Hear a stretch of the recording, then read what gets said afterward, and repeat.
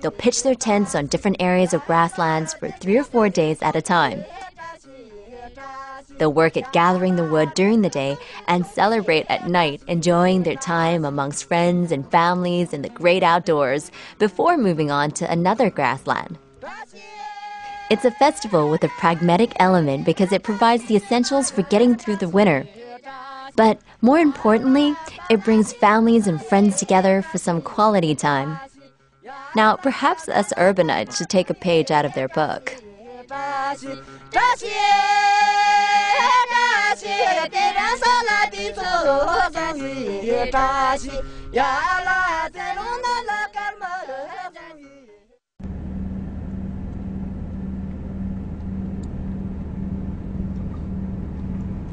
From the Sangha grasslands in Xiahe, we travel south towards the capital of Gannan, Hezhuo.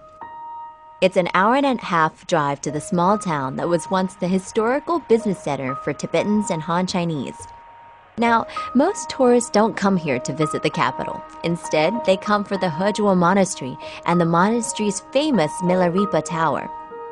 I did a little research beforehand, and so I can tell you that the Milarepa Tower is known to the locals as the Milarepa Buddha Pavilion and is a part of the Hezhuo Monastery. Built in the Qing dynasty, the tower has a history of over 200 years, although the original building was burnt down during the 1960s. The present tower dates from the late 1980s and stands at over 40 meters high. Now, it's a shaky climb up the 9 stories to the top, but I've heard that if you're game, you'll be rewarded with a fine view of the city. Truth be told, Hezhuo is a very small town, and there's not very much to see here. But there is one stop that you have to make if you pass by. It's the Mirabelli Buddha Pavilion, and it's a very important part of Tibetan Buddhism and a really great site. The Milarepa Tower is named after one of Tibet's most famous sons, a monk who lived in the 11th century. Jetsun Milarepa's story is a classic tale of good to evil to good again. Now, he was born into an affluent family, but after his father died, his aunt and uncle claimed the inheritance, leaving the rest of the family penniless. Urged by his mother, he left home to study sorcery. After years of delving in black magic, he repented his mistakes and dedicated the rest of his life to studying and teaching Buddhism. Although there are many legends and myths surrounding his life, he's most famous for his writings, which are widely known as the Songs of Milarepa. As teachings, they are sung instead of the usual practice of being chanted.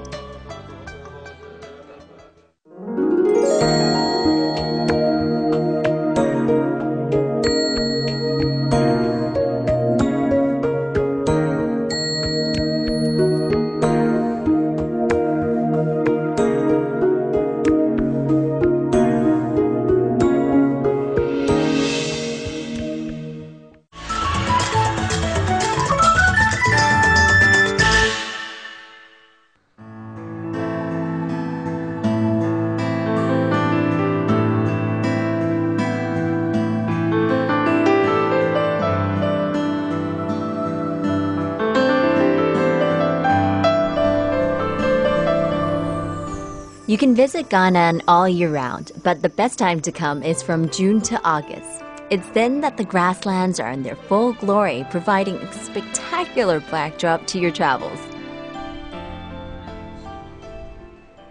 I'm not sure if you're the kind of person that's going to start oohing and aahing about fields of flowers, but you have to admit this is pretty amazing. In the southern parts of China, the rapeseed flower usually blooms around March, but up here in Gannan, even in July, it's still pretty cool, so this is just about the right season for it.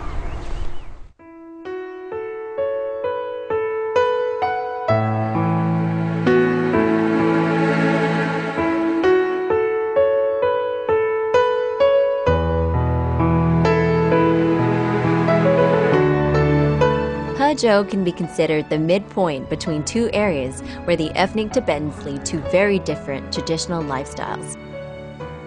You'll find that the Tibetan families living in the north of Hezhuo are stock breeders, while those in the south are farmers.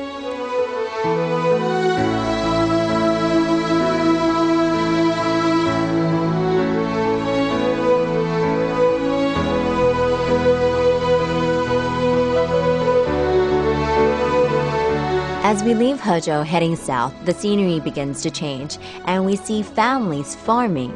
This is really different from the families we'd seen up north, who move several times a year, packing up their homes and leading their animals on to greener pastures.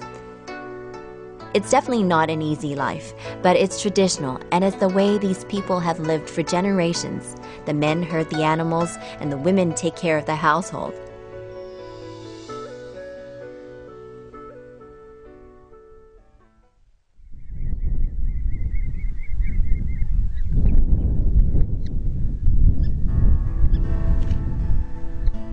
From Hezhou, we traveled south to a place known as the Switzerland of the East. I won't reveal where we're going just yet. You'll have to wait.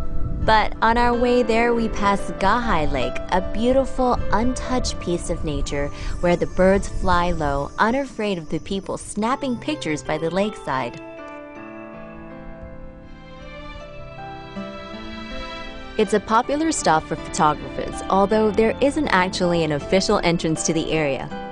Getting in involves climbing under a fence or two, but as long as you leave without disturbing the natural surroundings, no one will stop you from getting close to the water's edge. The birds tend to be very trusting here. Maybe they know that it's against Buddhist teachings to harm animals. To be honest, I think there's a good chance of you getting hurt if you were to ever try and catch something here. So don't even think about it.